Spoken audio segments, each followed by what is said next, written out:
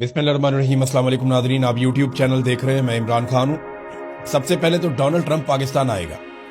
Donald Trump ने अपने मुंह से कहा कि वो पाकिस्तान आएगा, लेकिन उस सूरत में जब पाकिस्तान में कोई डील हो रही होगी ईरान के साथ। मैंने आपसे पहले अर्ज किया था और बार बार कहा था कि डोनाल्ड ट्रंप जंगबंदी का क्रेडिट किसी को नहीं देगा, हत्ता कि अपने नायब सदर तक को नहीं देगा। जब जंगबंदी होगी और जब कोई मामला किसी समझ जाएगा तो डोनाल्ड ट्रंप उसका क्रेडिट खुद लेगा, क्योंकि बहुत ज्यादा डैमेज डोनाल्ड ट्रंप को हुआ है अमेरिका में। डोनाल्ड ट्रंप को कितनी बड़ी फेस सेविंग लेकर दे सकते हैं आसिम मुनीर साहब, ये मुनसिर है आसिम मुनीर और ईरान के बीच में होने वाली बातचीत में। देखें, जो अमरीकी पैगामात लेकर आसिम मुनीर साहब गए ईरान में और वो पैगामात और मशवरे उन्होंने ईरान को दिए, उसके बदले में ईरान के पास भी एक डील का खाका मौजूद है। वो चीज़ें मैं आपको पिछले वीलॉग में बता चुका हूँ। अब सादी बात यह है कि जंगबंदी हो चुकी है, जिसके ऊपर ईरान की पहली और बड़ी शर्त थी कि लबनान के अंदर फौरी तौर पे जंगबंदी की जाए, तो वहाँ पे जंगबंदी हो गई। जंगबंदी का जो अनाउंसमेंट है वो डोनाल्ड ट्रंप ने कुछ इस तरीके से किया कि मेरी बात हुई है लबनान के सदर से। लबनान के सदर का नाम जोसेफ ऑन है। मेरी लबनान के सदर से बात हुई है और इसराइल के वज़ीर आज़म से बात हुई है और मैंने जंगबंदी करवा दी है। ये मेरा फख्र है कि मैं इससे कबल 9 जंगें हल करवा चुका हूँ और ये मेरी 10वीं जंग है जिसे मैं हल कर रहा हूँ। इन दोनों को व्हाइट हाउस में बुलवा रहा हूँ। 1983 के बाद पहली मर्तबा इनके बामकसद मुज़ाकरात हो रहे हैं। अब मैं एक चीज़ आपको बता दूं कि जो लड़ाई हो रही है वो इसराइल और हिजबुल्लाह में हो रही है, इसराइल और लबनान की हुकूमत में नहीं हो रही। जो मुज़ाकरात हो रहे हैं वो इसराइल और लबनान की हुकूमत के हो रहे हैं। लबनान की हुकूमत भी हिजबुल्लाह के खिलाफ है और इसराइल भी हिजबुल्लाह के खिलाफ है। और जो इलाका जहां पे हिजबुल्लाह मौजूद है वो साउथ लबनान है। ये वो एरिया है जहां पे इसराइल ने अटैक किया हुआ है, यहाँ पे हिजबुल्लाह की अक्सरियत है। मैं जरा थोड़ा सा आपको बैकग्राउंड बताता हूँ, आपको समझ आ जाएगा कि हिजबुल्लाह की लबनान में हुकूमत नहीं बनने दी गई। लबनान में हुकूमत जो है वो उससे हिजबुल्लाह को बाहर रखा गया है, मगर अवामी हमायत सबसे ज्यादा हिजबुल्लाह के पास है। अब अगर आप तादाद के हिसाब से देखें तो 32% शिया कम्युनिटी है लबनान में, 31% सुन्नी कम्युनिटी है, 16% ईसाई कम्युनिटी है, 7.6% यूनानी आर्थोडॉक्स हैं, 5.5% लबनान में जो हैं वो द्रोज हैं।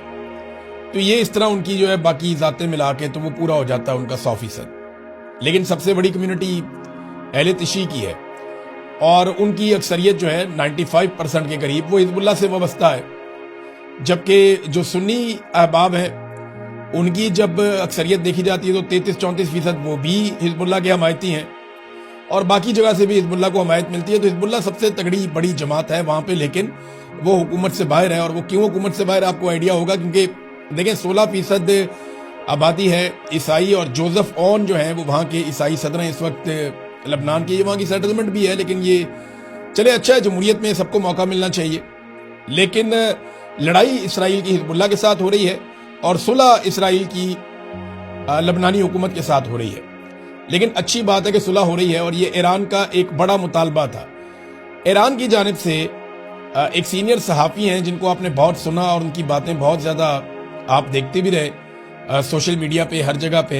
ये ईरानी प्रोफेसर डॉक्टर सैयद मोहम्मद मरांडी, इन्होंने ये दावा किया है, इनको आप बहुत देखते रहे हैं, कि मुझे ये मालूम हुआ है कि गुज़िश्ता रात जब नेतन्याहू ने जंगबंदी के मुआहदे की पासदारी नहीं की तो ईरान ने अमेरिका को यह बता दिया था कि अगर लबनान में जंगबंदी का फौरी तौर पे ऐलान ना किया गया तो ईरान इसराइली हुकूमत पर हमला कर देगा।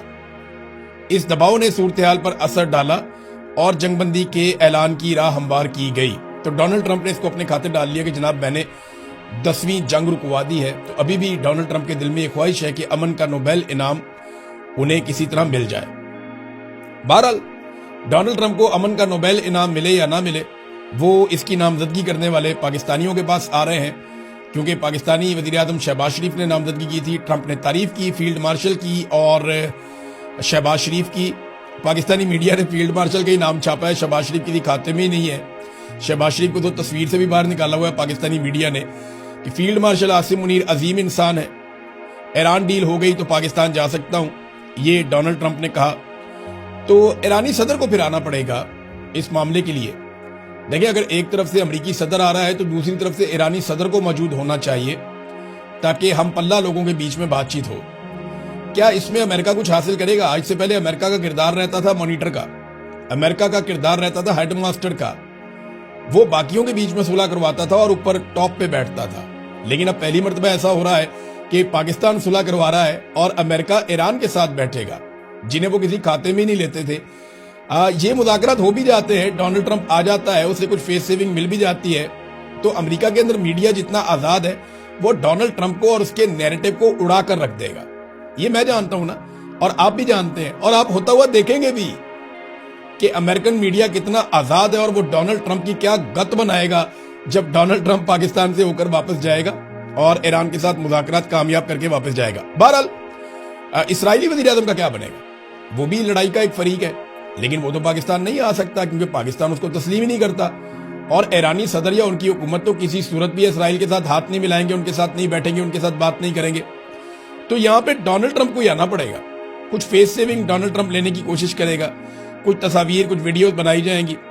تو اگر ٹرافی اٹھانے ڈونلڈ ٹرمپ پاکستان آیا بھی نا، تو مجھے ایسا لگتا ہے کہ صورتحال کو دیکھتے ہوئے ڈونلڈ ٹرمپ جو ہے وہ ایک انٹری ڈال کے نکل جائے گا، مجھے ایسا لگتا ہے، اور پھر پاکستانی ڈھول پیٹتے رہیں گے، یہ کہیں گے جناب ہم ڈونلڈ ٹرمپ کو لے کر آئے، ہم نے کمال کر دیا، یہ ہو گیا، وہ ہو گیا، یہ سارا کچھ ہوگا۔ پاکستان کے حالات اس سے بدل جائیں گے، یہ سوال ہی پیدا نہیں ہوتا۔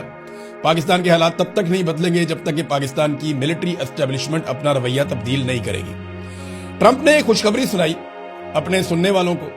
ڈونلڈ ٹرمپ نے کہا کہ ایران ایٹمی ہتھیار نہ رکھنے پر رضامند ہو گیا۔ بھی یہ تو آیت اللہ علی خامنائی جنہیں شہید کر دیا امریکہ نے اور اسرائیل نے بمباری کر کے، وہ تو اپنی زندگی میں فتویٰ دے چکے تھے کہ ایران کبھی بھی ایٹمی ہتھیار نہیں بنائے گا۔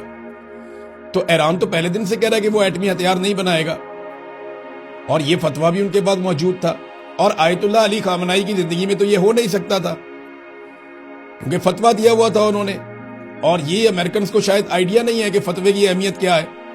بہرحال انہیں خود ہی شہید کر دیا، اور اب یہ جو ہے وہ ڈرم بیٹنگ کر رہے ہیں کہ جناب ہم نے ایران کو منا لیا، ایران رضامند ہو گیا کہ اب وہ ایٹمی ہتھیار نہیں رکھے گا، حالانکہ اس کے اوپر پہلے سے ان کے پاس ایک فتویٰ موجود تھا۔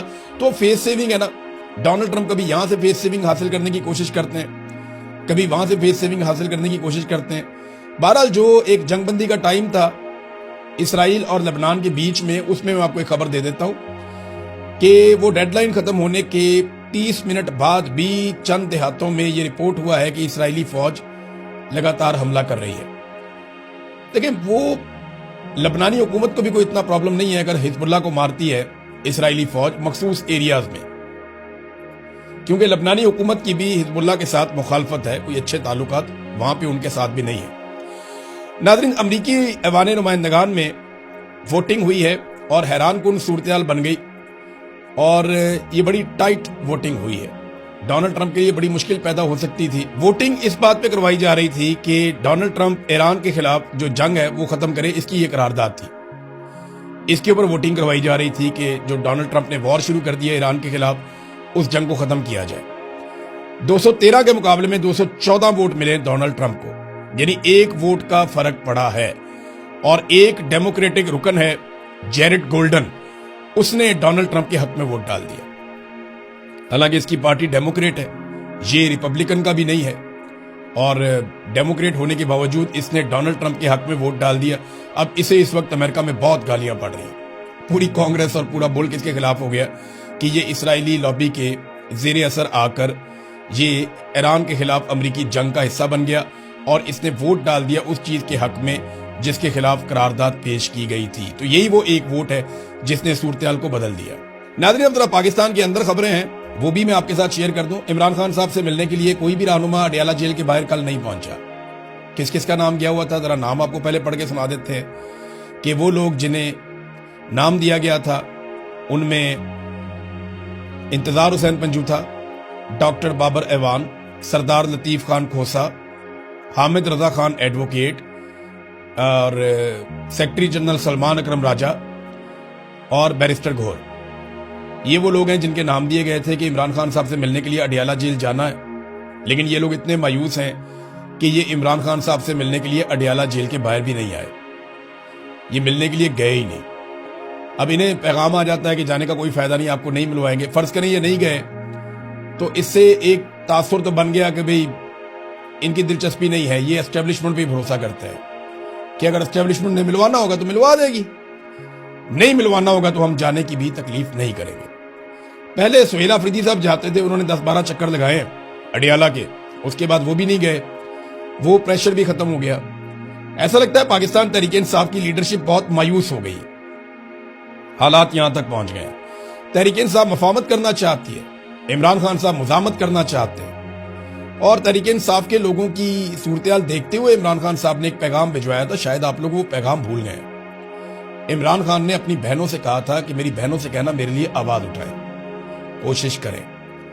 تو اس کا مطلب کیا ہے؟ وہ کیسے آواز اٹھا سکتی ہیں؟ وہ اڈیالہ کے باہر جا سکتی ہیں، وہ پاکستانیوں کو کہہ سکتی ہیں کھڑے ہو جاؤ ہمارے بھائی کے لیے، اپنے لیڈر کے لیے. وہ بین الاقوامی میڈیا کے اوپر آواز اٹھا سکتی ہیں، وہ پاکستان کے سوشل میڈیا پہ آواز اٹھا سکتی ہیں، وہ لوگوں کو یہ کہہ سکتی ہیں کہ آپ نکلے اور نکل کر احتجاج کریں عمران خان کے حق میں. اس کے علاوہ اور وہ کیا کر سکتی ہیں؟ جب وہ یہ سارا کچھ کرتی ہیں یا مزاحمت کی بات کرتی ہیں تو پاکستان تحریک انصاف ان کے خلاف ہو جاتی ہے. دیکھیں، جب نون لیگ زیر عطاب تھی نا تو نون لیگ نے ایک نعرہ لگایا. نون لیگ نے کہا تھا کہ مزاحمت ہوگی تو مفاہمت ہوگی، اور پھر ہم نے دیکھا کہ انہوں نے مزاحمت کی اور اس کے بعد مفاہمت کی، اور ایسی مفاہمت کی کہ آج جوتے پالش کر کر کے وہ بہترین اقتدار میں آ گئے. لیکن پاکستان تحریک انصاف کی لیڈرشپ جو ہے وہ مزاحمت کے موڈ میں بالکل نہیں ہے. لیڈرشپ یہ دعویٰ کرتی ہے یا یہ گلہ کرتی ہے کہ لوگ نہیں نکلتے. دیکھیں، یہ تو اپنی ناکامی کا اعتراف ہے کہ آپ سے لوگ نہیں نکلتے. یہ ایک مانی ہوئی حقیقت ہے جسے عمران خان کے بدترین مخالفین بھی مانتے ہیں کہ پاکستانیوں کی اکثریت عمران خان کے ساتھ کھڑی ہے. اب جب ایک آدمی اتنا مقبول ہے کہ وہ جیل سے بیٹھ کر 2/3 اکثریت لے گیا، ایک آدمی اتنا مقبول ہے کہ اس کے بدترین مخالفین کہتے ہیں کہ اس کی مقبولیت کا ہم مقابلہ نہیں کر پا رہے، اگر الیکشن ہو گیا تو ہم تباہ ہو جائیں گے. اتنے مقبول آدمی کی پارٹی میں ہوتے ہوئے بھی اگر آپ عوام کو نہیں نکال سکتے تو یہ تو آپ کی بہت بڑی ناکامی ہے. آپ تو اپنی ناکامی کا اعتراف کر رہے ہیں. دیکھیں، لوگوں کو نکالنے کے لیے سب سے پہلے آپ کو خود نکلنا پڑتا ہے. یہ بات پاکستان تحریک انصاف کو سمجھنی پڑے گی. انہیں لگتا ہے کہ وہ گھر سے نکلیں گے اور لوگ باہر بیٹھے ہوں گے سڑکوں پہ اور ہم جا کے ان کو جوائن کر لیں گے، تو ایسے نہیں ہوتا. عمران خان صاحب نے چند مہینوں میں جلسوں کی 50 کی تھی. مجھے یاد بھی یاد ہے 2022 میں نے اس کے اوپر ویلاگ کیا تھا کہ آج عمران خان کے جلسوں کی 50 ہو گئی ہے. جب عمران خان جیسا آدمی جو بہت مقبول ہے پاکستان میں، اس کو پورا پاکستان جانتا ہے، اس سے بھی لوگوں کو نکالنے کے لیے 50-60 جلسے کرنے پڑتے ہیں، تو پھر آپ کس کھیت کی مولی ہے؟ آپ کو بھی لوگوں کو نکالنے کے لیے زور لگانا پڑے گا، کوشش کرنی پڑے گی. لیکن یہ لوگ کوشش نہیں کر رہے. انہیں لگتا ہے کہ عمران خان کے نام پہ انہیں دوبارہ ووٹ مل جائے گا، تو اتنا زور لگانے کی ضرورت کیا ہے؟ اب خیبر پختونخوا میں ایک جلسے کا ذکر ہو رہا ہے کہ 19 تاریخ کو وہاں پہ جلسہ کیا جائے گا پاکستان تحریک انصاف کی جانب سے، اور یہ دعویٰ کیا گیا ہے، یہ کال عمران خان کی جانب سے ہے. تو دیکھتے ہیں وہاں پہ جو سیاستدان ہیں خیبر پختونخوا کے، وہ کتنے بڑے پیمانے پر عوام کو نکال سکتے ہیں. کیا وہ ایک نیا ریکارڈ بنا سکتے ہیں جلسے میں؟ کیا وہ اس مایوسی کو دور کر سکتے ہیں؟ یہ سارے سوالات کا جواب ہمیں 19 تاریخ کے جلسے کی شام کو مل جائے گا. اور جو آپ 19 تاریخ کو یا 20 تاریخ کو ویلاگ دیکھیں گے اس میں ساری تفصیلات میں آپ کے سامنے رکھ دوں گا. عمران خان صاحب نے ایک اور حکم دیا تھا. انہوں نے کہا تھا کہ ایک نئی سیاسی جماعت رجسٹرڈ کروائی جائے، کیونکہ دیکھیں حالات کا کوئی پتہ نہیں ہے. آپ الیکشن میں جائیں، دوبارہ انتخابی نشان نہ ہو تو پاکستان تحریک انصاف کیا کرے گی؟ کیا دوبارہ سے یہ الیکشن لڑیں گے چولہے کے اوپر، جوتے کے اوپر، کیتلی کے اوپر، گھڑیال کے اوپر، گاجر مولی اور بینگن کے اوپر الیکشن لڑیں گے؟ یا انہوں نے ایک نشان کے اوپر الیکشن لڑنا ہے؟ تو ایک پولیٹیکل پارٹی عمران خان نے کہا تھا رجسٹر کروائیں، لیکن پاکستان تحریک انصاف کے لوگوں نے یا عمران خان صاحب کی پارٹی کے لوگوں نے ابھی تک وہ پولیٹیکل پارٹی جو میری اطلاع ہے اس کے مطابق رجسٹرڈ نہیں کی. گلگت بلتستان میں اور آزاد کشمیر میں الیکشن سر پہ آ گئے ہیں، لیکن اس کے باوجود انہوں نے کوئی نئی پولیٹیکل پارٹی رجسٹرڈ نہیں کی. اب بشرا بی بی کی صحت بہت خراب ہو گئی ہے، اس کے بارے میں ایک رپورٹ ہے، میں آپ کے ساتھ شیئر کر دیتا ہوں صورتحال. بشرا بی بی کی آنکھ کی سرجری کی گئی ہے اور مختلف ٹی وی چینلز پہ پاکستان میں یہ اطلاع دی گئی، اور یہ سرکاری ذرائع سے خبر جاری کی گئی ہے کہ اڈیالہ جیل میں قید سابق وزیر اعظم عمران خان کی اہلیہ بشرا بی بی کی آنکھ کی سرجری مکمل کر دی گئی. اور یہ بتایا گیا ذرائع کے مطابق کہ سابق خاتون اول بشرا بی بی کی دائیں آنکھ کی سرجری راولپنڈی کے ایک اسپتال میں مکمل کی گئی ہے. آپریشن 1.5 گھنٹے تک या इससे ज्यादा टाइम तक जारी रहा। और इमरान खान साहब की एहलिया की एक मेडिकल रिपोर्ट सामने आई थी जिसमें इंकशाफ हुआ था कि इनकी बीनाई भी मुतासिर हो रही है। और फिर पिम्स अस्पताल के स्पेशलिस्ट जो डॉक्टर थे उन्होंने आकर देखा और उसके बाद फिर उन्होंने रिकमेंड किया कि इनकी आंख की सर्जरी करवाई जाए। अब मुख्तलिफ किस्म की दवाइयां और चीजें वगैरह उनको रिकमेंड कर दी गई हैं, ड्रॉप्स वगैरह दे दिए गए हैं कि इनका इलाज किया जाए। तो हालत के बारे में कहा जा रहा था कि उनकी भी तशवीशनाक है। ये ऐसा क्या कर रहे हैं इनके साथ जेल में कि इनकी आंखें जाया हो रही। इमरान खान की दाईं आंख की बिनाई हुकूमती ज़राए के मुताबिक 85% चली गई है। बुशरा बीबी की भी आंख की बिनाई जा रही है, उनकी आंख की भी सर्जरी करनी पड़ी है। ये कौन सा ऐसा तजुर्बा कर रहे हैं या कौन सा ऐसा खेल खेल रहे हैं, इसके बारे में बाहर कोई नहीं जानता, क्योंकि बाहर किसी की मुलाकात ही नहीं होती। बुशरा बीबी की फैमिली को पहले आगाह किया गया कि आप फौरी तौर पे आ जाएं, यानी ये इतला मिली थी कि बुशरा बीबी की फैमिली को कहा गया कि आप आ जाएं, आपकी मुलाकात करवाई जाएगी। लेकिन फिर बाद में उन्हें कहा कि अब आप कल आ जाएं, सुबह 9 बजे आपकी कल मुलाकात करवाई जाएगी। अब पता नहीं कल भी बुशरा बीबी की मुलाकात करवाते हैं या नहीं करवाते, लेकिन हालत उनकी भी खराब है। हालत कोई इमरान खान साहब की भी आंख की अच्छी नहीं है, लेकिन इसके बावजूद हर तरफ जो है वो सुकून है, इत्मीनान है। इमरान खान साहब सुहेल अफरीदी को लेकर आए थे और उन्हें लगता था कि ये एक नौजवान है, ये मेरे लिए बड़ी जबरदस्त तहरीक खड़ी कर देगा और नौजवानों को मेरे पीछे लगा देगा और नौजवानों की बहुत बड़ी तादाद इकट्ठी करके एस्टेब्लिशमेंट पे एक दबाव का माहौल बना देगा। लेकिन बदकिस्मती से अभी तक तो वो भी नहीं हुआ। मैं ऐसा नहीं हूं, मायूसी नहीं है कि ये नहीं हो सकता, ये बिल्कुल पॉसिबल है, ये हो सकता है, लेकिन अभी तक नहीं हुआ। अब तक के लिए इतने, अपना ख्याल रखिएगा, अपने चैनल का भी। अल्लाह हाफ़िज़।